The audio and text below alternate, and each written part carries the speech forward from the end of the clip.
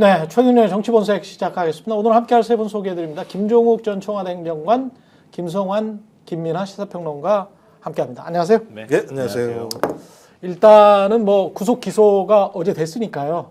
박수부터 한번 치고. 기분 좋았습니다. 이렇게 상식적인 일로 박수를 쳐야 되는 상황까지 온다는 게. 아니 약간 조마조마했어. 왜 또 맞아요. 고검장, 지검장 회의를 하지? 뭐 이러면서 쟤들 또 수쓰나? 뭐 그런 생각도 좀 했었거든요. 어제. 어제 어제 유튜브도 저희가 했었잖아요. 네. 그래가지고 그때까지만 해도 야 이러다가 진짜 만에 하나 윤석열 풀어줄 거야 이렇게 해버리면은 진짜 그 다음에 혼란을 어떻게 하나 걱정이 좀 됐는데요. 저녁 한 7시쯤에 그리고 기소하겠다고 발표를 했더라고요. 그 검찰이라는 조직이 참 특이해요. 보면은 뭔가 결정하려고 하면은 왜 검찰총장한테 지들끼리 기껏 회의하고 난 다음에 위임하겠습니다. 그러니까 총장이 한 몇 시간 뒤에 이러고 있다가 자 이제 기소하자. 그러면 기소 쫙 하고 이 조직 문화가 좀 못 봤구나. 그러니까. 그거 언제까지 이럴지 모르겠어요. 어쨌든 여전히 검찰은 윤석열과 내란 세력에 대해서 두려워하는 측면들이 분명히 있는 것 같아요. 그러니까 이제 책임을 심우정 개인이 아니라 그렇지. 검찰 전체가 책임지는 모습으로 했던 것 같고, 그래서 이제 그 책임을 분산시키고 또 친윤계도 내부에 있을 거 아닙니까? 그렇죠. 그러니까 니들도 조용해. 우리 같이 얘기했잖아. 정도를 만들어 놓지 않으면 안 되는 건데, 또 하나는 자기들이 해놓은 짓이 많아요. 초반에 그렇게 다 잡아들여가지고 공소장 다 내놓으면서 실제 따지고 보면 검찰의 공소장, 특히 김용현 공소장 내용 자체를 보면서 야 이거 뭐야 빼박 아니야 라는 얘기를 했었기 때문에, 그리고 또 10명이나 어떤 형태로든지 구속 기소를 다 했기 때문에 자기들이 이렇게까지 해놓고 나서 내란 우두머리를 구속 기소하지 않으면 제가 볼 때는 자기들이 내란의 동조자, 그렇지. 공모자라고 하는 것을 밝힐 수밖에 없기 때문에 저는 그런 책임들을 분산시키기 위해서 잔머리를 엄청 돌리는 과정에서 이렇게 회의를 소집하지 않았나 생각이 들더라고요. 두 분 말씀에 전적으로 이제 공감, 동의를 하면서 이제 좀 곁다리로 짚자면은 그런 것도 있는 것 같아요. 이 수사 초기에 보면은 경찰, 그다음에 검찰, 공수처가 제각기 이제 이 윤석열의 내란 혐의에 대한 수사에 이제 뛰어들면서 예. 서로 막 견제를 하고 뭐 그러지 않습니까? 그 중에 특히 검찰이 뭐 왜 그러는지에 대한 의도를 우리가 막 여러 가지를 막 추정하도록 하는 그러한 행위들을 막 하잖아요. 경찰이 청구한 영장을 막 안 하겠다 이렇게 해버리고 자기들이 청구하고 뭐 이런 식의. 그래서 상당히 수사기관끼리의 어떤 그 알력이 있었던 것처럼 하는 상황을 검찰이 만들어 버리는데, 이번에 사실 검찰 입장에서는 좀 기분이 뭐 자기들의 어떤 기관으로서의 수사기관으로서의 기분이 좀 상할 만한 일이 벌어진 거죠. 공수처가 수사를 사실 검찰이 볼 때는 제대로 못했다 이렇게 주장할 수 있는 상황인데, 그래서 우리가 넘겨받고 공수처는 이 현직 대통령을 제대로 수사를 하지 못했지만 우리가 넘겨받고서는 우리가 요 며칠 내에 어쨌든 뭔가를 제대로 해가지고 이것을 제대로 한 상태에서 기소를 정확하게 했다. 적어도 이런 기록을, 이런 생색낼 수 있는 정도의 기록을 남기고 싶은데 지금 공수처가 넘겨준 그대로 지금 기소만 하는 상황이 되지 않았습니까? 그렇죠. 약간 이런 것도 사실 뭐 쉽게 얘기하면 체면이 좀 상한다. 이런 거에 대한 조소가 없어. 그렇죠. 조소가 없어. 이런 거에 윤석열을 불러서 뭘 물어봤어야 되는데 불러서 물어본 게 없으니까. 그렇죠. 네. 그래서 이런 거에 대한 조직 내의 어떤 동요나 불만 이런 것도 아마 있을 텐데 그것에 대한 의견도 같이 물어본 것 같아요. 그래서 오늘 기사 나온 거 보면은 이 고검장, 지검장들이 모여가지고 한 얘기 중에 그런 얘기들이 있다는 거지 않습니까? 바로 뭐 그냥 우리가 다른 공범들이나 이런 조사를 충실히 했기 때문에 바로 구속 기소해도 된다라는 의견이 다수였지만 또 소수의 의견 중에는 그래도 우리가 좀 직접 조사를 하는 시도를 하고 나서 뭐 그 다음에 이제 좀 해야 되는 거지. 지금 이대로 하기에는 여러 가지 재판에 갔을 때는 여러 가지 논란이 있을 수도 있는 거 아닙니까?라고 얘기를 했다는데 결국은 우리가 뭔가 하는 기록을 남겨야 되지 않겠습니까? 뭐 이 얘기잖아요. 그렇죠. 그래서 이런 체면의 문제도 있었던 거 아닌가 이런 생각을 합니다. 근데 요즘 그 뭐랄까 결과론적인 해석들을 많이 하게 되는데요. 사실 우리도 역시 마찬가지지만 계엄 그 선포가 있고 난 다음에 사회적으로 굉장히 혼란했잖아요. 그렇죠. 그러니까 그게 또 굉장히 흥분한 상태이기도 했고 그 당시에는 진짜 계엄 그러니까 내란을 백작한 세력들을 싹 그냥 쓸어버리고 싶은 마음이었단 말이에요. 근데 지금 와가지고 조금 떨어져서 시간이 지나고 난 다음에 보니까 민주당도 이렇게 했으면 더 좋았을 뻔, 뭐 국민의힘도 이렇게 했으면 좋았을 뻔 이런 해석들을 한단 말이에요. 이게 적절한 비유인지 모르지만 사회적 재난에 가까운 일이 벌어진 거예요. 제가 볼 때는. 그렇죠. 윤석열이 국민을 향해서 테러를 저지른 거야. 근데 그런 상황은 우리가 상상도 못했던 일이잖아요. 그러니까 그때 혼란이나 이런 것들은 사실 불가피한 측면이 있었다고 보여요. 그러니까 왜 검찰 얘기하면서 제가 이 말씀 드리냐면은 검찰도 처음에는 아마 어마어마하게 놀랐을 거예요. 근데 공수처도 수사한다고 덤비고 경찰도 막 덤비니까 야 어떻게든 살아야 되겠다 막 허겁지겁 자기네들도 수사하겠다고 덤볐단 말이에요. 덤비고 난 다음에 나중에 가서 진행되는 상황 이렇게 보고 나니까 아닌데 그때는 우리가 조금 더 늦게 가도 될 뻔했는데 왜냐하면 검찰 내부에 친윤계들도 굉장히 많이 있단 말이에요. 친윤 검사들이라고 하는 인간들이 우리도 좀 버틸 걸 버텨서 지금 분위기하고 조금 맞춰서 코드를 맞췄더라면 이렇게 뒤늦게 후회하는 인간들도 적지 않을 거다. 그런 인간들이 뒤늦게 정신 차려가지고 딱 보니까 이거 우리 검찰이 나중에 가서 공소유지 어려울 수 있는데요. 좀 풀어주죠. 뭐 이런 주장들도 했을 수 있다고 봐요 저는. 그러니까 어제 그런 주장들도 꽤 많이 나온 것 같아요. 지검장들 사이에서도. 그러다 보니까 서로 격론이 오가기도 하고 얘기가 좀 분분하게 있는 상황에서 그래도 어찌됐든 간에 다수 의견은 윤석열 구속한 상태에서 일단 기소를 먼저 해야 된다. 이거 풀어주고 난 다음에 우리가 뒷감당 어떻게 할 거냐. 이런 쪽에 좀 무게가 실렸던 것 같고 그렇게 한 다음에도 결국은 심우정이라고 하는 검찰총장한테 힘을 실어주기 위해서라도 심우정 총장한테 위임해드리겠습니다. 최종 결정권은 총장이 한테 있으니 총장이 해주셔요라고 총장한테 공을 넘겨서 총장이 윤석열 대통령이 임명한 사람이니 마지막에 그래도 검찰에 짐을 지고 총장이 결정하는 모양새를 취해 주려고 했던 것 같다라고 생각해요. 근데 이제 검찰이 제가 볼 때 계산 착오한 거죠. 자기들이 어차피 내란죄로 수사를 못하니까 초반에 증거 다 가지고 있다가 어차피 구속 기소는 검찰이 해야 되는 거니까 그렇지. 다 가지고 있다가 니들 다 해봐 알아서 해봐 가지고 온 다음에 내가 10일 동안 싹 정리해서 그렇죠. 야 검찰이 다 한 거야라고 얘기를 하려고 했던 거죠. 근데 그 계산 자체가 법원 때문에 그러니까 지금 다 어제 다 모여서 한 얘기는 법원 죽일 놈들이라고 지금 얘기한 거잖아요. 결론적으로 니들이 뭔데 우리한테 보안 수사를 못하게 그러니까 우리들의 마지막 활용 정점이 거기였었는데 그 10일 동안 구속 수사를 연장하면서 야 검찰만이 이렇게 수사를 해낼 수 있어. 니네들이 우리를 갖다가 버리고 나서 대한민국의 사법 질서가 쓸 것 같아 이런 얘기를 하고 싶었던 거였겠죠. 뿐만이 아니고 공수처 수사, 검찰 수사 두 가지가 다 양립이 되는 거니까 공수처의 어떤 존재 기반 이거를 그렇죠. 엎어버릴 수가 그렇지, 있는 그렇지. 거지. 그러니까 비교하라고 하는 거죠. 그렇죠. 조선일보나 엎어버릴 수가 중앙일보 있는 뭐 이런 데서 네. 비교해 보세요. 우리가 훨씬 잘났습니다. 아니 보도자료에 그렇게 나왔어요. 보도자료에 공수처에 공짜도 안 나와요. 특수본 수사한 공범 사건의 증거 자료. 경찰에서 송치받아 경찰은 자기 아래에 있는 거니까 송치받아 수사한 사건의 증거 자료 등을 종합 검토한 결과 공수처는 아무것도 안 한 것처럼 지금 얘기해놓고 그렇지. 뭐 기소함이 상당하다고 판단되는데 아니 그렇지만 이미 다 갖고 있는 거잖아. 이게 없는 게 아니잖아요.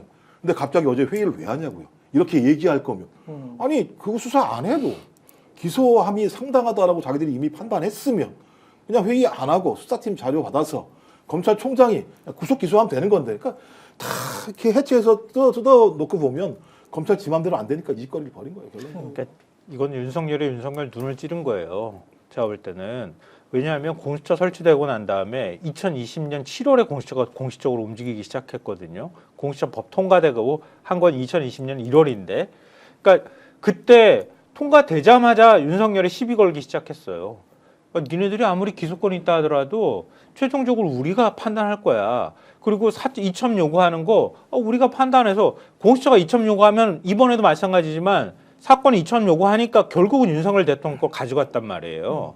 이첩 요구 공수처가 하더라도 우리가 판단할 거야.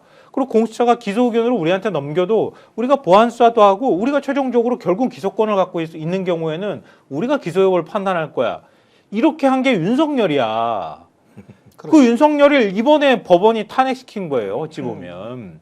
윤석열이 그 논리로 법에도 없는 문구를 가지고 우리가 권한 다 우리가 쥐고 있어. 이렇게 아득바득 주장을 하다가 공수처하고 이번에 딱 부딪히고 나니까 법원에서 엄격하게 해석하니까 공수처에서 공소제기 의견으로 넘어온 거. 공소제기 의견서를 보낸 거는 니네들한테 법을 보니 없어. 보안 수사할 권한. 그렇지. 그렇게 해버린 거야. 그렇지. 그러니까 제가 볼 때는 이거 윤석열 탄핵시키고 난 다음에 검찰도 윤석열 씻는 작업 이거 많이 해야 된다. 그동안에 윤석열이 물들이고 윤석열 밑에 줄 서가지고 정치 검찰들 키워놓고 이 짓 한 거 이제 씻는 작업들 다 해야 된다. 사초도 다 없애야 될 거 아니에요? 그러니까 그 작업들을 본격적으로 하지 않으면 안 되는 상황이 왔다라는 거를 이번에 보여줬다고 생각해요. 근데 일단은 내란죄 하나 가지고 지금 기소를 했단 말이죠. 근데 물론 이제 뭐 그렇겠죠. 내란죄는 너무 확실하니까. 근데 우리가 지금 계속 의심하고 있었던 거는 외환죄도 있고요. 네. 그다음에 이제 나중에 진척이 되면 이게 근데 내란 특검을 이야기를 하잖아요. 그러니까 두 가지인데 앞으로 수많은 죄목이 여기에 따라갈 거란 말이지. 근데 그 수많은 죄목이 따라가려면 3월에 탄핵이 인용이 되면 그 다음부터는 대통령이 아니니까 그렇죠. 대통령이어서 지금 내란이나 외환 뺏기 안 되는 거 아니에요. 직권남용이 안 예, 되는 거죠. 그렇죠. 그러니까 이제 내란만 했어. 근데 외환은 뭐 까리하다 뭐 확 드러나는 증거는 없으니까 지금 현재 뭐 검찰이 그거 가지고 기소하기는 힘들겠지. 뭐 이해하고요. 나중에 이제 외환죄 선거법 위반도 있어요. 그렇죠. 예, 김건희 기소중지가 돼 있는 것도 예, 있습니다. 김건희 관련해 가지고 뭡니까 주가 조작 관련해서 뻘소리한 거 거짓말한 거 굉장히 많잖아요. 그다음에 직권남용도 있고. 그렇죠. 근데 직권남용할 때 검사들이 많이 연관이 됐을 거란 말이야. 그럴 수 있죠. 그렇죠? 그 부분은. 왜냐하면 2020년 그 검찰총장 때부터를 생각을 해본다면 이런 것들이 이렇게 쭉 있다 보니까 저는 이게 나중에 되면 민주당도 지금 잘 생각을 해보십시오. 내란 특검이 아니고 내란으로는 이미 기소를 했어. 내란죄로는. 윤석열 특검을 해야 되는 거 아닌가? 어떤 특정 시점이 되면은 그러니까 탄핵이 되고 난 다음에 3월 초쯤에 될 거라고 저는 예상을 하는데 3월 초쯤에 탄핵 인용이 되면 윤석열과 관련된 이거는 물론 이제 김건희가 포함될 수밖에 없지. 아주 광범위한 전 정권의 특검이 이루어져야 되는 거 아닌가 싶어요. 근데 대선 기간을 끼고 있는 상황이기 네. 때문에 계산이 이게 복잡해질 거예요. 그렇죠. 아, 그래요? 네, 복잡하기는 할 것 같아요. 그리고 지금 이제 내란 특검도 최상목 권한대행이 거부권 행사하기로 마음을 굳혔다는 얘기가 오늘 일제히 보도가 되고 있거든요. 그러니까 일단은 내란 특검을 통과시키기 쉽지 않은 상황이 될 가능성이 높다. 그렇구나. 그러면은 지금 수사기관들이 계속 경쟁하는 체제는 계속 유지가 될 거란 말이에요. 공수처는 이상민 전 행안부 장관의 언론사 단전단수 지시라든가 나머지 이제 행안부를 중심으로 해서 움직였던 그렇죠. 민간을 대상으로 해서 계엄이 어떻게 계엄 준비가 됐고 실행하려고 시도를 했는가 이 부분에 대해서 수사를 좀 집중하지 않을까 싶고요. 검찰은 사실은 지금 이제 별로 할 게 없어. 왜냐하면은 중요임무 종사자를 다 기소하고 재판을 지금 회부를 한 상황이란 말이에요.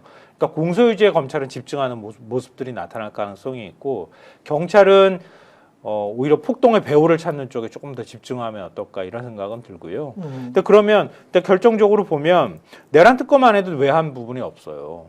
그래서 내란 특검에 일종의 인지 수사가 가능하도록 하는 내용은 들어가 있단 말이에요. 근데 그것도 만약에 최상목이 계속 거부권을 행사하는 단계로 가고 국민의힘이 버티면은 사실은 국민의힘이 똘똘 뭉치는 상황에서는 내란 특검이 가동되기가 쉽지가 않을 거예요. 계속 거부권의 악순환에 빠질 가능성이 있거든요. 그 상황에서 대선 국면으로 그냥 들어가 버릴 가능성이 있어요. 근데 대선 국면에서 특검이 계속 특검법을 통과시켜가지고 그게 특검법이 그때까지도 최상목은 계속 버틸 가능성이 있단 말이에요. 그러네. 국민의힘은 더 버틸 가능성이 있어요. 그러니까 주말부터 쉽지가 않아요. 뭐가 나오기 이게. 시작하냐면 특검 피로감 프레임이 막 쌓이기 시작을 해요.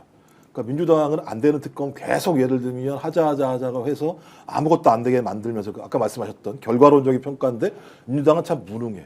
과격해. 지금 그런 이런 얘기를 프레임을 막 많이 잡고 있는 상황이에요. 그러니까 앞으로 민주당이 특검을 얘기하면 과격한 사람들, 능력도 없는 사람들, 특검 밖에는 아무것도 할 수 없는 사람들이라고 계속 몰고 가는 정황이기 때문에 이게 참 애매한 거예요. 이거 쉽게 얘기하기가 어려운 상황이고 말씀하신 것처럼 만약에 2월 말이나 3월 초에 탄핵이 인용이 됐다고 하더라도 그때 또 만약에 민주당이 특검을 주장하면 니네들은 맨날 특검만 주장하면서 다른 것들은 전혀 아무것도 생각하지 않은 존재야라고 하면서 완전 대선 국면으로 들어갈 수 있는 가능성이 있거든요. 그래서 저는 이게 애매모호하다 이 부분 관련해서 그래서 어쩌면 진짜 우리가 알고 있는 모든 혐의들은 대선이 끝나고 나서야 밝혀질 수 있는 상황들이 아닐까 이런 생각이 들기도 해요. 그러니까 선택이 되게 애매한 거죠. 그러니까 적어도 조기 대선이 온다고 하더라도 단죄의 성격도 있습니다만 미래 성격도 분명히 있는 거거든요. 그렇죠. 그랬을 때 민주당이 계속 단죄만 얘기를 했을 때 그게 이게 애매한 거예요. 이게. 분명히 또 대선이 끝나고 나서 이제 새 정부가 시작이 되면 만약에 이제 정권이 교체가 된다는 가정하에 말씀드리는 겁니다. 정권이 교체가 돼서 민주당 정부가 된다면 그러면 이제 조중동을 비롯해서 언론들이 그렇게 이야기를 하겠지. 새 정부니까 그냥 놔두고 검찰한테 놔두고 그렇지. 재판 그렇게 놔두고 그다음에 과거 일은 좀 덮고 경제에만 집중하자. 안정과 화합이 우선시 된다. 뭐 이 프레임으로 계속 갈 거란 말이야.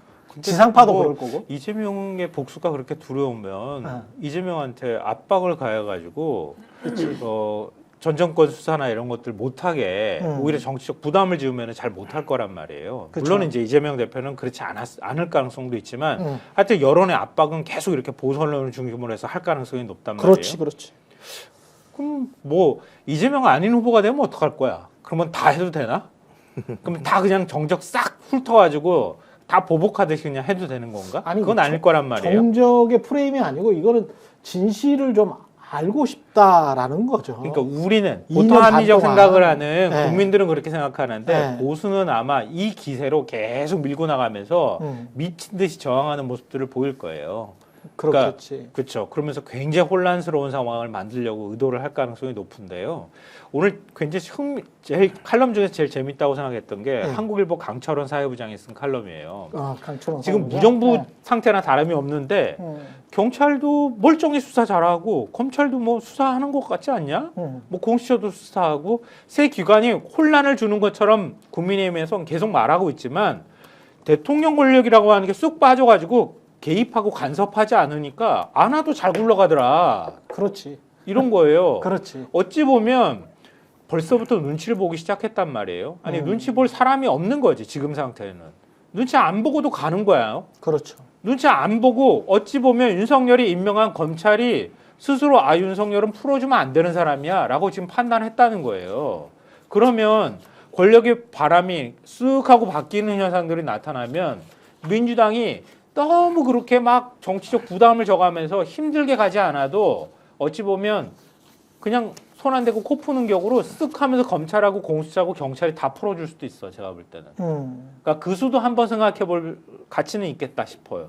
그러니까 오히려 쥐려고 하지 않고 가만히 내버려뒀을 때 더 경쟁하면서 더 수사를 적극적으로 하면서 자기들의 존재감을 더 드러내려고 할 가능성도 있다는 거죠.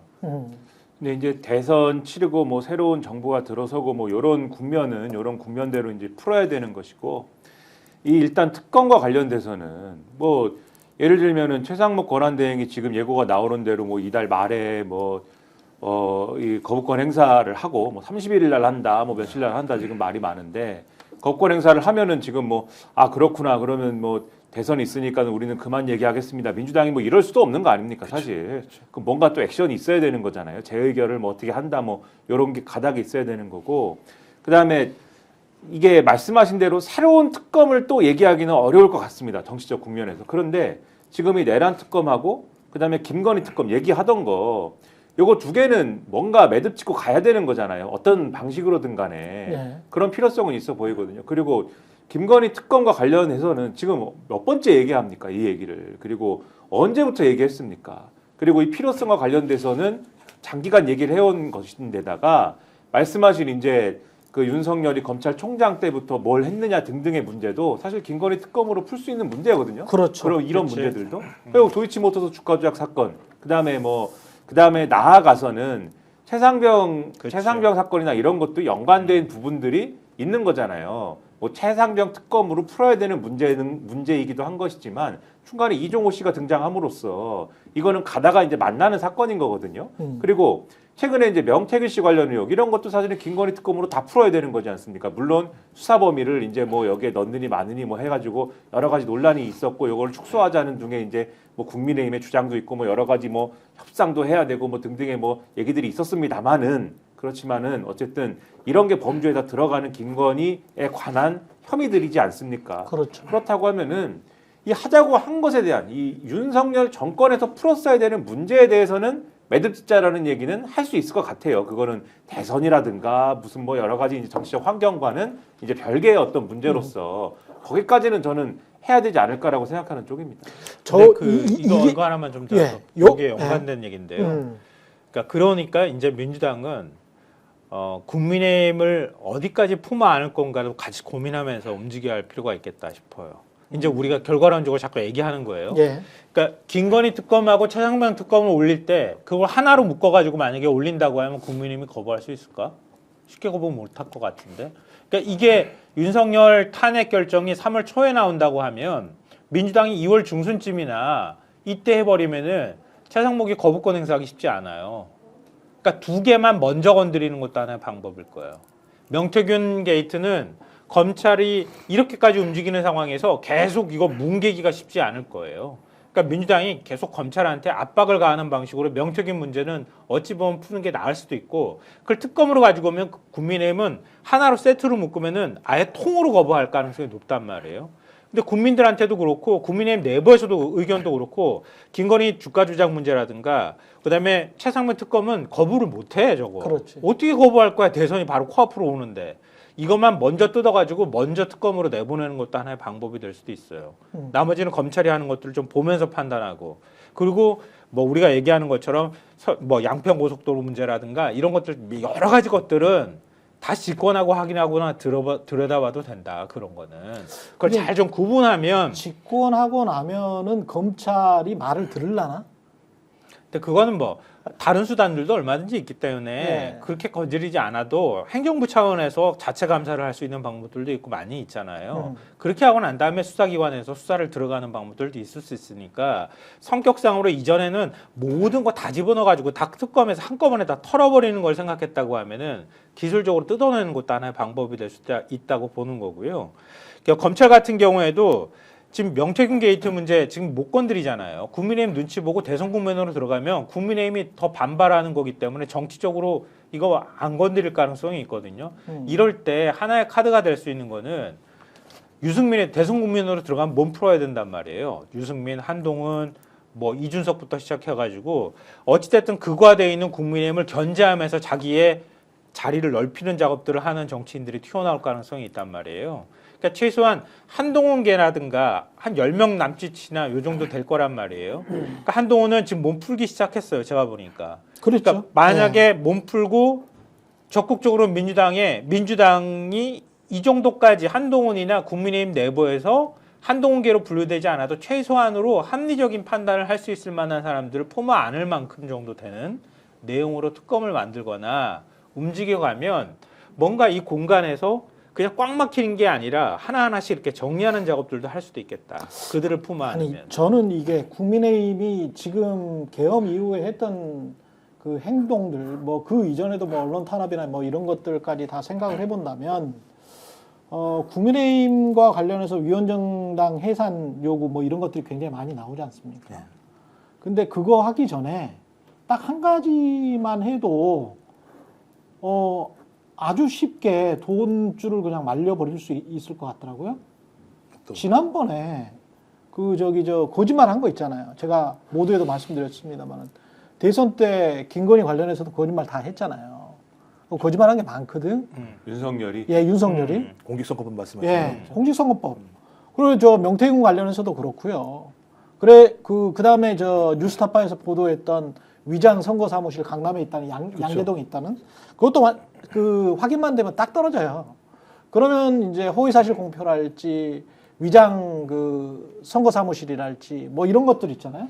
이런 것들 신고 안 한 선거사무실 이런 것들은 선거법 위반이기 때문에 국민의힘이 민주당을 윽박지르기 위해서 야 너희들 만약에 선거법 위반으로 대법에서 확정되면은 400 몇십억 그동안에 그 선거 보조금 받았던 거 있잖아. 토해내야죠. 예? 다 토해내야 되죠. 공소시효가 중단됐으니까 예. 충분히 가능하니까요. 똑같은 거를 지금 뭡니까 대통령직에서 탄핵되고 나면 그 관련해서 허위사실 유포, 공직선거법 위반 이렇게 해가지고 윤석열을 충분히 기소를 할 수 있지. 윤석열 기소를 하고 나면 그때의 국민의힘의 책임을 그런 식으로 물을 수도 있다는 거죠. 그러니까 위원정당 해산 요것만 뿐만이 아니고 국민의힘은 책임져야 될 게 굉장히 많은데 요거를 그냥 놔두고 보기는 저는 좀 아쉽다. 근데 이제 우리 입장에서는 이 참에 극우정당의 싹수를 그냥 없애버리는 게 낫겠다.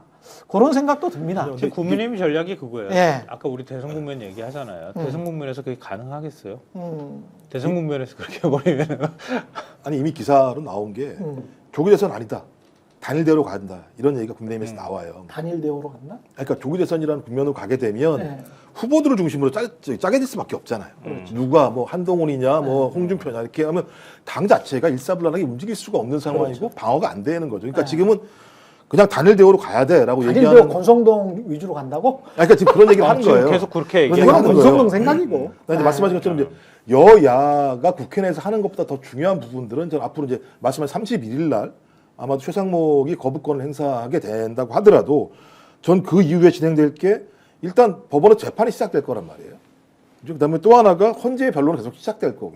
전 여기서 사실들이 하나하나 등장하기 시작을 하게 되면 저는 국민의힘 저렇게 지금처럼 행동하지 못할 거라는 생각이 들어요. 왜냐하면 그거는 그냥 즉각적으로 반영이 돼서 결론이 나오는 부분이고 지금은 이제 수사나 체포나 이런 과정이기 때문에 저는 그래서 1차적으로 2월 달 내에 법원과 헌재에서 벌어지는 재판과 그다음에 변론 과정에서의 사실관계들이 그다음에 또 하나는 2월 말 3월 초 그 탄핵이 인용되냐 마냐에 따라서 그럼 대통령인 사람과 자연인인 사람의 과정은 다르기 때문에 저는 그래서 조급하게 민주당이 서두를 바가 아니라 이러한 전체적인 맥락들을 보면서 어느 시점에 뭘 아까 말씀하신 것처럼 뭘 타겟팅을 할 것인가 뭘 집어넣을 것인가라는 잘 판단을 하고 그다음에 예언을 해야 돼요. 국민들하고 같이.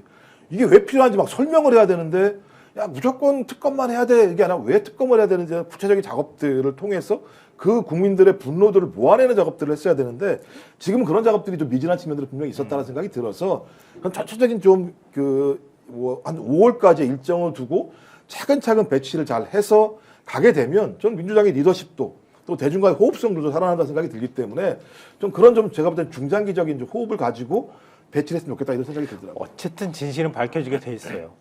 언제 가더라도 그 다음 정권이 들어선다 하더라도 윤석열 지금 그동안에 있었던 버려온 일들을 어떻게 가만히 내버려 두겠어요. 예. 그래서 설사 민주당이 집권 안 하더라도 그렇게 할 거야. 이게 결론은 똑같아 제가 볼 때는. 그러니까 민주당이 이제는 좀 정치의 기술을 발휘할 때가 됐다. 그러니까 정치의 기술을 발휘하면 예를 들면 민주당이 확 밀어붙이는 것보다 그래? 그럼 그렇게 요구해? 그럼 받아주는 척하면서 그걸 가지고 되치기를 할 수 있는 방법들을 찾을 수 있는 것들도 있단 말이에요. 그러니까 그런 것들을 하나하나 해가면서 국민의힘이 뭔가를 주장하려고 하는 그런 명분들을 좀 없애는 작업들을 하면 좋겠고 지금 국민의힘의 변수는 이거예요. 제가 보니까 지금까지 그냥 말도 안 되는 주장들을 했잖아요. 내란 선동하면서. 근데 지지율이 다 올라왔어. 자기네들이 볼 때. 다 올라왔는데 자 지금 자 이제 대국민 사과 기자회견 합시다. 그럼 죄송해요. 잘못했어요. 이거 안 되는 것 같아요. 제가 볼 때는. 오늘도 국민의힘 대변인 만나가지고 한참 막 논쟁하고 막 TV에서 그랬는데 아니 이제 태세 전환할 때 되지 않았어요? 그랬더니 할 생각이 전혀 없어. 태세 전환을 할 생각이 전혀 없다. 전혀 없어. 왜냐하면 그걸로 이미 40% 가까이 자기네들은 다 결집시켰다고 생각하는데 이제 와서 태세 전환을 하면 그동안에 다 잘못했다는 걸 인정하는 꼴이 되잖아요. 그러니까 이 기조대로 그냥 밀고 나갈 가능성이 있어 보여요. 제가 볼 잘 때는. 됐네. 잘 됐네. 근데 거기는 그렇게 생각 안 해. 그쪽은. 아니 그거는 뭐 본인들 생각이고. 그러니까 그렇게 하니까 그렇게 밀고 나가는 모습들을 계속 보일 때 네. 오히려 민주당은 그들이 억지를 부린다고 만드는 그런 인식들을 갖게 하는 작업들을 계속 반복적으로 해나가야 된다. 그렇게 해야 국민들이 상식적으로 납득하지 않는 정당으로 인식할 거라는 생각이 들어요. 이젠 진짜 기술적으로 좀 움직여야 될 필요가 있어요. 제가 볼 때는. 김연아 평론가는 어떻게 봐요? 그 태세 전환을 끝까지 안 할까요? 대선 끝날 때까지? 탄핵 인용되고 그래도? 저는 뭐 약간의 시도라든가 약간의 뭐 이런 나침반을 약간 돌려보자 뭐 이런 시도는 있을 거라고 보지만 후보가 누구가 되느냐에 따라서 또 다르겠지. 그런데 이제 그렇죠. 누가 되더라도 네. 저는 이 자리에서도 뭐 몇 번에 걸쳐서 말씀드린 것 같은데 후보가 누가 되더라도 검찰의 수사라든가 뭐 이런 것으로부터 완벽하게 벗어날 수가 없는 상황 아닙니까? 검찰의 수사로부터 완벽하게 지금 자유롭다라고 말할 수 있는 사람 사실은 이제 뭐 유력한 주자 중에서는 두 사람이지 않습니까? 한동훈? 김문수, 한동훈 두 사람이지 않습니까? 그러네요. 그러니까 예를 들면은 뭐 우리 뭐 안타까운 일이지만 안철수 의원이라든가 유승민 전 의원이라든가 이런 분들은 뭐 가시권 안에 안 들어오는 거잖아요. 그렇죠. 이런 분들은 네. 그러니까 사실 유력하다 뭐라고 분류할 수 있는 사람 중에서는 그 2명인 것인데 나머지는 이제 뭐 홍준표 시장, 뭐 오세훈 시장 이런 분들은 사정권 안에 있는 거 아닙니까? 명태균의 사정권 안에. 그렇죠. 예. 명태균 수사의 사정권 안에 아무래도 있고 이런 상황에서는 중도층 입장에서 이게 아무래도 이런 분들이 만약에 대권 주자로서 막 떠오르는 그런 본격적인 대선 구도로 들어가면은 중도층 입장에서는 이분들은 뭐 비리 뭐 이런 것이 어쨌든 간에 있을 텐데라는 이제 경계심을 가질 거 아니에요. 그러면 중도층에서 호응할 수 있는 그런 어떤 이게 없을 텐데 그럴 경우에 이분들은 극우의 품에 안겨 있을 수밖에 없는 거거든요. 확장력 가질 수가 없어요. 이 평소에 정치 행태가 어쨌든 이미지가 어쨌든 간에 치고 나올 수가 없는 상황이 될 겁니다. 그럼 극우의 품에 안겨 있을 수밖에 없고 김문수 장관이 뭐 나는 수사로부터 자유로워라는 이유로 갑자기 나는 이제부터 중도 공략을 하러 갈 거야 이러겠습니까? 그러지 않을 거 아닙니까? 그렇죠? 그러지 않을 것이고. 그럼 재밌겠는데. 네, 그러면 이제 우리는 재밌다고 웃겠죠. 이제 세상 참 오래 살고 볼 일이다 이럴 것이지만 그럴 리가 없고 한동훈 대표 사실 잘 안 될 거 아닙니까? 열심히 뭐 노력은 하겠지만 지금 뭐 사진 찍고 이러고 다니는 걸 볼 때 잘 안 될 판이거든요. 저러고 다니는 걸 보면은 저럴 때가 아닌데 제가 볼 때는 진종호 최고위원 제가 다시 우리 편으로 끌어들였어요. 뭐 이런 거 할 때가 아니에요. 지금 그런 짜잘한 거 해가지고 지금 예? 스코어 차이가 농구 스코어 차이가 지금 막 30점씩 나는데 지금 2점 하나 넣은 다음에 야 막 이럴 때가 아니거든요. 지금 2점 하나 넣으면 반대급형 코트에서 다시 2점 넣는 그 구도 아닙니까 지금. 그러네요. 그럴 때가 전혀 아닌데 저러는 걸 볼 때 잘 안 될 것 같고 그러면은 당연히 이 전체 당이 대선을 치르는 구도로 넘어간다고 해서 야 이제 우리가 중도 공략을 할 거야 이럴 수 있는 공간 자체가 저는 크지 않을 거라고 봅니다. 시도는 하겠지만 시간도 별로 없어 사실. 그렇죠. 그래서 저는 뭐 조금의 나침반을 좀 변경해 보자라는 뭐 이런 정도의 뭐 시도는 하겠지만은 이게 크게 막 이렇게 변침할 수 있는 그런 공간이 안 나온다 이런 생각을 갖고 있는 겁니다. 맞아요. 네. 지금 저 윤석열 같은 경우는 7월 거의 말이죠. 거의 6개월이면. 6개월이. 그죠? 네, 구속 기소돼서 7월 말. 그때 이제 1심 재판 고까지 가고 그게 안 치러져도 기소를 딴 걸로 하면은 또 계속 그렇죠. 네, 구속의 여러 가지 상태가 유지되는 네, 거죠. 박근혜도 다 그렇게 했어요. 그렇게 해서. 그러면은 네. 영원히 이제 거의 여기는 무기징역 아니에요? 내란 사형 또는 무기징역이니까. 그렇죠. 네. 잘 됐네. 요 조사를 해보니까 뭐 설날 특식도 안 나오대요.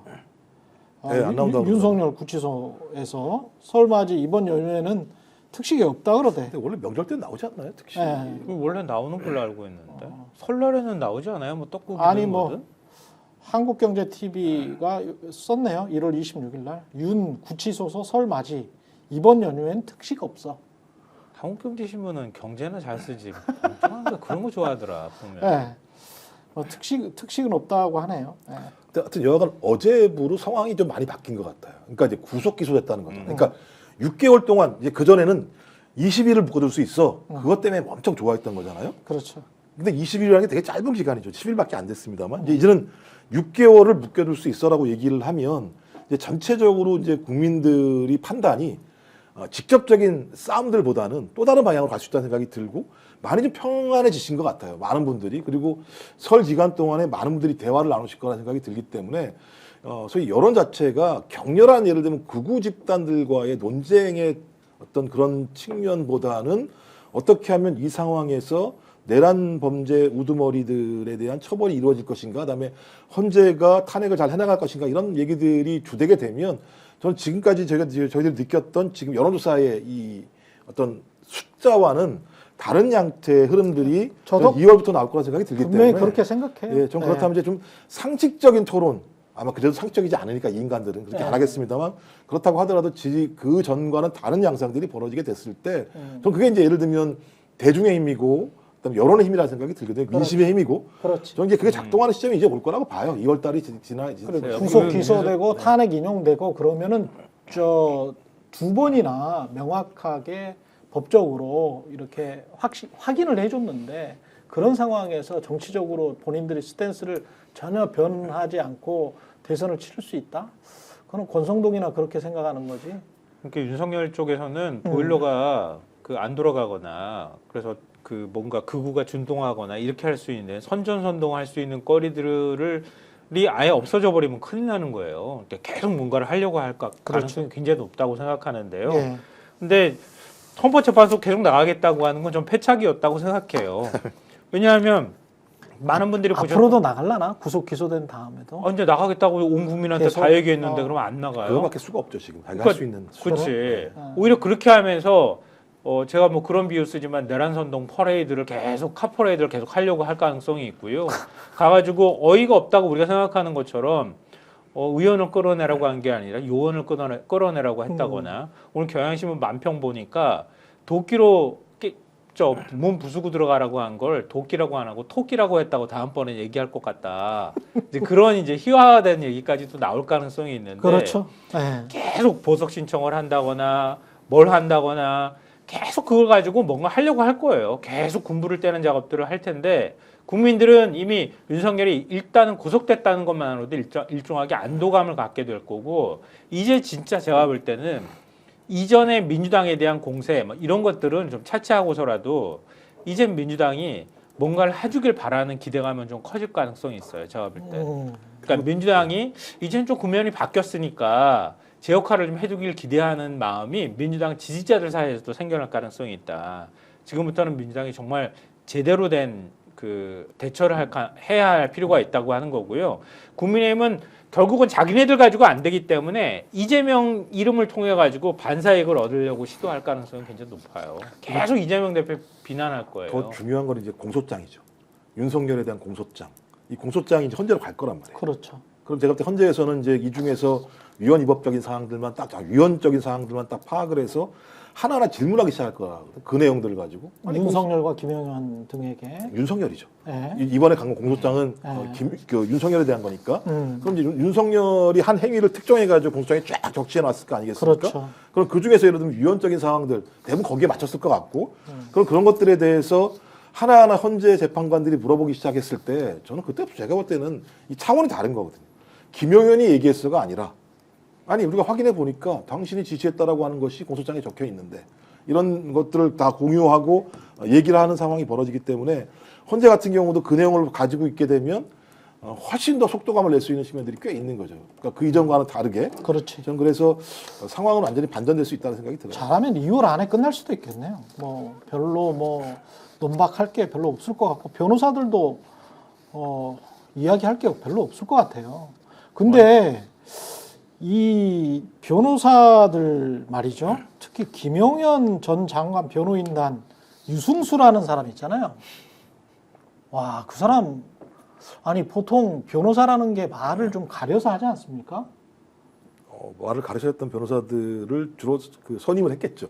근데 이 사람들은 이게 윤석열이 만든 괴물 같은 아이들인지 모르겠습니다만은 유승수 김용현 전 국방부 장관 변호인이 헌법재판관들을 공격을 좌익빨갱이라고 했잖아요. 했네요. 네, 좌익빨갱이라고 헌법재판관들을 얘기하는 사람이 탄핵 반대 집회에서 그럼 네. 바로 헌재 앞에서 한 거예요. 헌법재판관 3명이 앉아 있습니다. 문영배, 김영두, 이미선.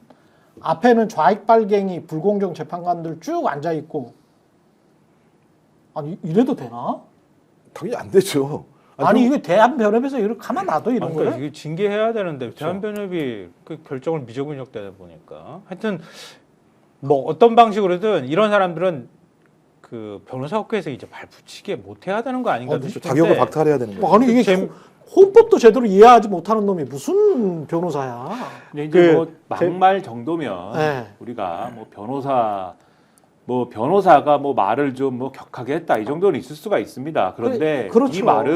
이 말은 지금 그리고 말을 격하게 했다. 근데 이제 변호사 당장 재판 받고 있는 판사를 비난하는 변호사는 제가 볼 때는 없어요. 그거는 그러니까. 그 이익에 문제가 있는 것이기 때문에. 그렇지. 근데 그걸 또 넘어가서 이 두 변호사들은 이분 말고 또 다른 변호사 마찬가지인데 이 김용현 전 장관을 변호하고 있는 두 변호사들은 평소 활동이 부정선거 전도사들입니다. 부정선거론 전도사들. 원래도 그랬어요? 아 그럼요.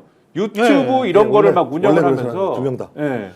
유튜브 이런 거를 막 운영을 하거나 또는 남의 유튜브에 이제 출연을 하거나 이래가면서 자기 유튜브 운영하면서는 이제 뭐 이 부정선거론 주장하는 가령 이제 뭐 부정선거론 주장하는 이제 유명인들 이 유명 그쪽 분야의 유명인들 있지 않습니까? 전직 의원도 있고 뭐 등등 해가지고 불러가지고 막 무슨 뭐 이 선관위를 뭐 어떻게 하자는 둥 뭐 이런 얘기를 막 들으면서 아 시원하다 이러면서 이번 총선에 꼭 당선되십시오 뭐 이런 얘기하고 그리고 뭐 자기도 뭐 나가가지고 다른 유튜브 나가가지고 이게 왜 부정선거일 수밖에 없는지에 대해서 횡설설 말도 안 되는 이론 있잖아요. 그 뭐 형상 기억종이 뭐 이런 거 막 얘기해가면서 막 말도 안 되는 얘기 진지하게 막 떠들고 이런 거 하던 사람들이거든요. 그러니까 김용현 전 장관에 대해서 사실 어떤 변호사가 김용현 전 장관, 김용현 씨가 한 일에 대해서 어떤 변호사가 지금 변호를 하겠어요, 사실. 변호할 수 없는 거 아닙니까? 그러니까 누가 와가지고 지금 변호를 하는 겁니까? 이런 부정선거론을 이번 기회에 좀 얘기를 하고 또 김용현을 변호한다는 그러한 어떤 프리미엄을 가지고 무대 위에서 강력하게 또 자기 주장을 하고 싶은 그런 변호사들이 와갖고 지금 변호를 하는 거거든요. 그 모습을 지금 보고 있는 거다라고 보시면 됩니다. 지금 3명이 그렇다고 하는데 보니까 이렇게 되는 거예요. 윤석열 변호인들이 김성훈하고 이광호 변호를 같이 그렇더만요. 같은 3명이 지금 겹친다는 거 아니에요? 4명 중에 3명이 겹친다고 얘기하고요. 지들끼리 입 맞추고 지들끼리 보호하는 현상이 나타난단 말이에요. 근데 여기 서부 자유 변호인단이라고 만들었대요, 이번에. 서부지법 폭동 때문에. 그 폭도들을 변호인하는 변호사들을 서부 자유 변호인단이라고 이름을 줬대요. 거기 지금 얘기하는 변호사가 3명이 들어가 있는 거예요. 아까 얘기했던 것처럼 좌익 발갱이라고 얘기했다는 거 하는 사람이 유승수 변호사인데요. 그 사람이 부정선거 의혹 제기했던 대표적인 사람인데 예. 그 사람이 지금 거기에 변호인단으로 들어가 있죠. 그리고 이하상 변호사라고 정광훈 목사 법률 대리인 맡았던 사람이 거기 들어가 있고. 아 그렇군요. 네, 고영일 변호사는 정광훈 목사가 만든 자유통일당 대표를 지냈대요.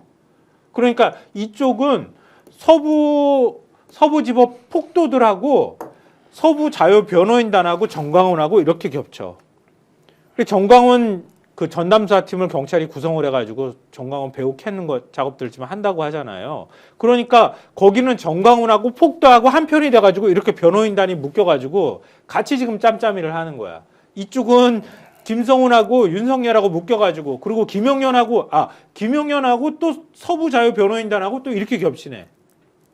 그러니까 다 같은 사람들이야 내가 볼 때는. 이 사람들이 얼마나 웃긴 사람들이냐면 헌재 가서 뭐랍니까 변호사들이 내란의 우두머리가 윤석열이라고 그러는데 계속 자기는 김용현이라고 지금 얘기를 하고 있는 거잖아요. 따지고 보면 되게 웃긴 거죠. 원래라면 하나를 더 내려야 되는 건데 그래서 야 아니야 우리가 우두머리야라고 계속 입으로 얘기하고 있고 밖에 나가서는 그것을 판결할 헌법재판관을 빨갱이라고 얘기하고 있는 상황이니까 아니 문영배 재판관을 아예 고발을 했어. 그러니까요. 제가 볼 때 윤석열 측 변호인 같기도 한 느낌이 드는 거예요. 윤석열이 내란 우두머리가 아니야. 라고 얘기를 하면서 김용현에게도 화가 나게 만들려고 하는. 그러니까 제가 볼 때 이 사람들은 이걸 통해서 변론을 하려고 하는 게 아니고요. 자기의 주의 주장을 갖다가 밝히려고 하는 거예요. 맞아요. 그러니까 그 확신범들이 하는 행위들인데요. 그러면 빨리 상식적이라면 이런 사람들을 변호인에서 선임하는 게 아니라 그렇죠. 해야 돼요. 저기 해야 되는데 그걸 하지 않고 있는 상황이 지금 벌어지고 있는 거예요. 그러니까 정치 재판으로 만드는 거예요. 난장판 만들겠다는 뜻이에요. 지금 그 윤석열 변호인단이 벌써 주장하잖아요. 헌법재판 심리가 진행 중인 상황인데 형사재판하면 안 된다. 이렇게 얘기를 한단 말이에요. 그러니까 형사재판에도 윤석열 안 나갈 거야. 제가 볼 때는. 이게 왜냐면 불법을 더한 위법이라고 얘기를 하잖아요. 그러니까 형사재판에도 박근혜처럼 안 나가면서 버팅기는 거야. 형사재판이 제대로 진행되지 못하게 하는 거고 나머지 제가 볼 때는 윤석열하고 김용현이 이런 식의 태도를 보이면은 지금 군 사령관들도 내란 중요임무 종사자들도 다 기소되고 구속된 사람들도 이제는 나도 버티면 되지 않을까? 내란 쓰게도 버티는데 내가 뭐라고 그 사람 명들었던 사람인데. 그렇지. 그러면서 버티잖아요. 이진우가 대표적인 수방사령관이 대표적이잖아요. 죄가 없다. 나 죄가 없어. 나는 명령을 따른 정말 충성스러운 군인일 뿐이야. 이렇게 얘기하잖아요. 이렇게 하면서 그쪽으로 쓱 하고 바뀌는 현상이 나올 가능성이 있어요. 윤석열이 바라는 게 그거예요. 그리고 탄핵 심리는 그거는 완전히 정치 재판화 시켜버리는 거야. 그러니까 어느 쪽이든 다 부정하는 전략으로 지금 가는 거예요. 그 사람들을 오염시킨 게 더 큰 문제인 것 같아요. 윤석열 내란 사건은 그 전부터 이제 윤석열 씨와 그리고 극우 유튜버들 그리고 조선일보 같은 내란지 같은 곳에서 사람들을 오염을 시켜놨어 지금. 우리 정치 현상에서 이 정도는 이렇게는 아니었거든. 박근혜 때 탄핵 때도 아주 뭐랄까요? 이렇게 많은 사람들이 그 정도로 극우적인 생각을 가지고 있지는 않았거든요. 또 그렇게 얘기하니까 오늘 네. 국민의힘 대변인은 그러던데요. 뭐라고요? 김호진 씨 얘기하면서 좌익 파시즘이라고 그러던데 좌익 파시즘? 민주당은 파시즘 정당이라던데. 근데 오바마와 이제 트럼프가 서로가 서로를 비난하면서 그 지지자들이 트럼프의 지지자들이 오바마한테 코수염 달아주고 나치라고 했거든요. 그런 걸 배워왔나 보구나. 예, 똑같아요. 그러니까 나치라고 했었거든요. 서로가 서로를 파시스트 나치라고 하는데 본인들의 주장만 강요한다는 식으로 이야기를 하는 거거든. 그런데 본인들의 주장만 강요한 게 아니고 한 번도 주장이 관철된 게 없어. 민주당 같은 경우는 내가 보기에. 왜냐면 다 거부했잖아. 아니 그리고 근데 나라는 민주당이 다 운영했대요. 이해가 안 되는 게 네. 국민의힘의 지금 주장과 어떤 공격을 보면 지금 대통령은 이재명 대표인 것 같아요. 이재명 그러니까. 정권이고 이재명 정부예요. 근데 실제로 그렇습니까? 아니잖아요. 법원, 검찰, 공수처가 이재명과 민주당의 어떤 그 명을 받아서 지금 이렇게 한 것처럼 그런 주장을 막 합니다. 근데 그러겠습니까?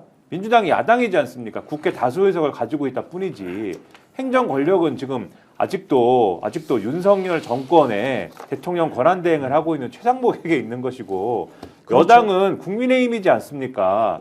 자기들이 여당이라고 하잖아요. 이 내란이 되고 이제 윤석열에 대한 탄핵 소추안이 가결된 이후에 이재명 대표가 어쨌든 이제는 국회 1당과 2당일 뿐이지 여야 개념이 아니다 이렇게 주장을 하니까 국민의힘이 막 파르르 떨면서 무슨 소리냐 우리가 여당이다 막 이랬어요. 권성도 원내대표가 그랬잖아요. 우리가 집권당이다 그랬잖아요. 네. 집권여당이라고. 그리고 여당답게 무슨 말씀을 해야 되는데 여당 사람들은 뭐 얘기하는 바만 보면은 여당이 아니에요 이미 자기들은. 그렇지. 그런 생각으로 어떻게 대선을 치르려고 그럽니까? 이해가 안 되고 조선일보를 말씀하셨는데 오늘 조선일보를 보면서 야 이거는 너무하다. 이거는 거짓말을 이렇게 신문에 쓰면 되느냐. 이 조선일보만 보면은 거의 우리나라는 법이 무너졌습니다. 법이 작동하지 않는 나라예요. 법원이 기준도 없이 윤석열을 이렇게 구속 기소하도록 하는 문을 열어준 것은 그래서 이제 공수처가 이렇게 검찰에 토스한 거에 대해서 검찰이 추가적으로 뭔가 이 수사를 하게 했어야 되는데 근데 사실은 또 검찰이 또 수사를 추가로 하게 했으면은 그쵸? 구속을 연장해가지고 수사를 또 추가로 하게 했으면은 그것도 문제라고 했을 신문입니다. 그러니까 이래도 문제고 저래도 문제라는 식의 논리를 쭉 풀어놓고서는 법원이 문제다. 공수처도 문제다. 처음부터 수사를 한 게 문제다. 윤석열이 수사를 거부해서 생긴 문제다라는 거는 한마디도 쓰지 않아요. 그리고 홍장원 국정원 1차장이 여러 가지 얘기를 했는데 홍장원 1차장의 말이 계속 변하고 있다. 이런 얘기를 막 써요. 근데 제가 여기서 처음에 홍장원 1차장이 주장을 한 게 여기 속보로 전해졌을 때부터 여기서 그 발언을 이렇게 전해드리면서 그 발언을 기억하는 사람인데 그때부터 지금까지 발언이 하나도 변한 게 없거든요. 홍장원 1차장 그렇죠. 발언은. 네. 대통령으로부터 전화를 받았는데 대통령이 쓸어버리라고 했고 방첩사로부터 전화가 올 테니 네가 도와줘라. 라고 말했지. 그렇죠. 이렇게 얘기한 것이고 방첩사로 전화를 받고 명단을 듣는데 이거 미친놈이라는 생각이 들어서 그렇지. 내가 그만 썼다. 이 얘기는 처음에 속보가 나왔을 때부터 얘기가 그렇게 됐습니다. 그러니까 홍장원은 두 통을 받은 거야. 대통령으로부터 여인형으로부터. 이렇게 그렇죠. 두 통을 받은 거야. 근데 조선일보 기사 어떻게 쓰냐? 네. 홍장원 씨가 처음에는 마치 대통령이 명단을 불러주면서 체포하라고 한 것처럼 얘기를 하다가 그 다음에는 방첩사가 전화를 해서 방첩사로부터 전화를 받은 것처럼 얘기를 하다가 지들이 팩트를 막 섞어놔 버리네. 그렇죠. 나중에는 뭐 이것도 저것도 아닌 것처럼 한 발 물러섰다가 뭐 이런 식으로 애초에 뉴스를 안 본 사람들처럼 기사를 써요. 그러면 이런 기사를 막 양산을 하면 국민의힘이 받습니다. 이런 얘기를. 아, 그래요? 받아가지고 또 팩트라고 그래? 받아가지고 진짜 이런 뉴스 발굴단에서 받는구나 이거를. 홍장원 씨가 성경이니까. 홍장원 씨 말을 믿을 수가 없습니다. 막 이렇게 얘기를 하고 그다음에 법이 무너져가지고 법원도 민주당 눈치만 보고 막 이런 얘기를 막 하면서 모든 얘기를 그러면 홍장원 씨는 왜 그러냐, 법원은 왜 그러냐, 이재명의 조기 대선을 위해서 하고 있다 이런 얘기를 하는 거예요. 그러니까 이런 식으로 해가지고 아무것도 이 뭐랄까요. 이 앞으로의 조기 대선 국면이나 이런 거에 대해서 지금 보수층이 이 뭐가 어찌됐든지 간에 윤석열이 잘했든 잘못했든지 간에 민주당 정권이 되는 거에 대해서는 아 그거는 좀 마음에 들지 않아라고 생각하는 보수층이 지금 있지 않습니까? 있죠. 이 보수층이 우리나라에는. 반발할 네. 만한 딸감을 지금 계속 던져놓고 있는 건데 이런 거짓말을 계속해서 던져놓는 거 이런 거를 누가 옛날에 이 과거에 누가 했느냐 이런 거를 파시스트들이 한 거잖아요. 제가 그렇지. 이런 행위 자체가 파시스트다라고 얘기하는 게 아니라 이런 행위를 파시스트들이 한 거 아닙니까? 이런 자기들이 이런 일을 하면서 남더러 파시스트라고 하는 게 말이 됩니까 지금? 이런 게 웃기다는 거예요. 그러니까 제가 이제 국민의힘이나 조선일보 얘기 논평하는 게 짜증이 나는데요. 예를 들면 이제 어제 오늘 구속 기소된 다음에 국민의힘에서 나온 얘기가 윤 대통령을 조사하지도 않은 채 공수처가 불법 수사를 기반으로 이루어진 부실 기소다. 조사를 왜 못했는데? 아까 말씀하셨던 것처럼 지가 조사 안 받은 거잖아요. 그렇죠. 이 얘기를 딱 빼버려요. 그 다음에 현직 대통령을 이렇게 재판에 넘기는 걸 국민들이 납득할 수 없다. 아, 현직 대통령인데 내란이라 외환죄, 내란죄를 저질렀기 때문에 재판에 갖다 붙일 수 있다라고 얘기하는 이게 그렇죠. 이걸 다 빼먹고 그다음에 신동욱 수석 대변인 이분 TV조선에서 9시 뉴스 했던 양반이에요. 그렇죠. SBS에 있다가 네. 대변인 하면서 검찰은 온갖 불법 편법을 저지른 공수처에 아니 온갖 불법 편법을 저질렀다라고 자기들이 얘기하지만 법원이 다 판판이 인정해 준 거예요. 공수처가 한 내용들을. 그러면 편법도 아니고 불법도 아니에요. 근데 이 공수처에 기소 하청 기관으로 검찰이 전락했다라고 얘기를 해요. 그러니까 말이 하나도 안 맞는 얘기를 갖다가 막 퍼부어 대고 있고 이 얘기가 다시 극우 유튜버들 아니면 그 시위 현장 가면서 거의 사실인 양. 따라서 그러면 공수처는 불법적인 수사를 한 기관이고 그 수사의 내용들을 받아서 검찰, 우리가 믿었던 검찰이 또 기소라는 일이 벌어진다고 얘기하면서 모든 사법 권력을 믿지 마. 이제 어디로 가겠습니까? 헌재 믿지 마. 헌재 얘기 절대 믿지 마. 야, 이제부터 내전이야. 그러니까 계속 이 싸움을 부추기는 방식으로 갈 수밖에 없는 거죠. 그렇다면 국민의힘과 조선일보는 뭘 하는 거냐? 폭동과 내란을 선동하고 있는 거예요. 따지고 보면 맞아요. 지금. 그냥 극우 기독교 집단, 조선일보, 그다음에 조선일보를 비롯한 극우 유튜버, 그다음에 국민의힘까지도 이게 사실상 요 안에서 그 내란 전쟁을 지금 벌이고 있는 겁니다. 이 정광훈 씨는 내란 선전선동으로 언제 안 들어가나 이 아니 사람은? 그 지금 전담팀 구성해가지고 수사한다고 하니까 네. 그 정광훈 그 사랑제일교회 특임 전도사 2명이 이번에 구속이 그렇죠. 됐잖아요. 그렇죠. 그러니까 그 뒤를 또 지금 이제 사흘 전부터 구체적으로 서부지법을 답사하거나 그것도 주도를 뭔가 계획적으로 했다고 하는 글들이 지금 확인되고 있는 상황이잖아요. 그러니까 정광훈 목사랑 어떤 방식으로 연결이 됐는지 이 부분을 좀 집중적으로 수사를 하면 뭔가가 나올 가능성이 있다. 아까 제가 이제 변호사들도 역시 정광훈 목사가 가까운 사람들이 전부 이제 폭도들을 변호하는 일들을 하고 있다고 하는 거나 마찬가지고요. 근데 방금 전에 말씀하셨던 내용하고도 관계 있을 것 같은데 오늘 조선일보 강경희 논설위원이라고 하는 사람이 칼럼을 썼어요. 칼럼 제목이 2030 세대가 알아버렸다. 거대 야당 민주당이 벌인 일을. 이거 칼럼 제목인데 20대 여자인데 전라도 사람이에요. 자기가 13분짜리 동영상 유튜브에 올렸다고 하는데 그걸 가지고 얘기를 풀어나가요. 자기가 그러니까 민주당에 대해서 어떻게 자기가 잘못 생각을 했는지 뭐 이런 것들을 이렇게 올려놨다고 하는 거예요. 자기가 할 말을 그 20대 여성이 올렸다고 하는 얘기들을 중심으로 해서 쭉 풀어요. 풀면서 뭐 결국은 이 뭐지 민주노총 그다음에 뭐 친북 뭐 이런 인사들하고 결합이 돼서 민주당이 그동안에 벌였던 일들에 대해서 쫙 얘기를 해요. 그렇게 해서 이 20대가 그동안에 내가 믿었던 것들을 이제는 그게 속았다는 걸 깨달았더라. 이러면서 마지막에 어떻게 해놨냐면은요. 홍콩 공산화의 무력 침공 없이 선거와 입법을 통해서 체제가 바뀌는 걸 지금 본 글로벌 세대가 지금 20대다. 이렇게 얘기하면서 북한 간첩, 중국 간첩 다 있는 나라에서 국가보안법 폐지를 주장하고 간첩법 개정에 반대하며 1인 대표 1인을 위한 방탄 입법을 남발하고 카톡 가짜뉴스까지 색출하겠다는 민주당의 비민주적 행태에 반감을 넘어 체제 위기까지 느끼고 있다요. 지금 2030 세대가. 그래서 온라인에 나는 공산당이 싫어요. 인민민주주의 말고 자유민주주의 대한민국이 좋습니다라는 말이 나오는 게 바로 이런 이유다. 그래서 짧게는 이재명 대표의 민주당이 보여준 행태, 길게는 좌파의 역사 왜곡까지 근본적인 의문을 던지고 있다. 그러면서 이렇게 문장을 마무리하는데요. 보다 많은 젊은이가 역사와 정치를 바로 보고 합리적 정치 의식을 갖게 된다면 이 혼란기도 궁극에는 민주주의 도약기가 되리라고 본다. 2030의 조용한 정치 혁명에 희망을 건다. 이따위로 조선일보 논설위원이라고 하는 자가 칼럼을 써요. 이게 딱 제가 지난번에 그러니까 그 우파 그 극우 포퓰리즘의 음모론이 어떤지 제가 말씀드렸잖아요. 딱 그 공식이거든요. 거대한 일종의 자유주의 엘리트에 우리는 포위가 돼서 다 이들이 만들어낸 역사위에서 우리가 살고 있는 거야. 이걸 20대가 깨달았어. 원래 이렇게 하고 있는 거거든. 지금 이 사회는. 윤석열은 그중에 진짜 쬐끄만한 힘을 가진 사람에 불과했어. 그거에 저항하다가 지금 적골이 난 거야. 대한민국은 아직도 그 세력이 움직이고 있어.